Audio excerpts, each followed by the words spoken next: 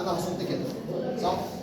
بص بقى لفه وسط دي مطلوبه مني، اضرب واحد، لفيت وسط دي هو كده بره، اضربني عادي اضرب هنا ضربه طلعت صح؟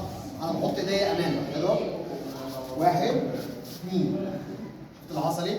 يبقى لفه الوسط دي مطلوبه مني فين؟ ان انا افادي الضربه دفاع واحد ودفاع اثنين. يعني ايه دفاع واحد ودفاع اثنين؟ دفاع واحد هو اقوى مني فانا حطيت ايديا قام هو داخل جوايا. دفاع اثنين انا سريع عملت كده هو اسرع مني الضربه داخل جوايا، فبامن على الاثنين مع بعض. ماشي؟ نفس الوقت فتحت الفتحه بتاعتي دي وسع دي اهو ماشي؟ يلا. بص كده يبقى انا نفس الوقفه انا واقف كده اهو معايا واحد لفيت بايه؟ وسط البر ارجع اثنين ثلاثه اربعه خمسه. ايه رايك؟ كده ظبطت هنا وظبطت هنا صح؟ بص بقى هعمل ايه المره دي؟ هعمل كده واحد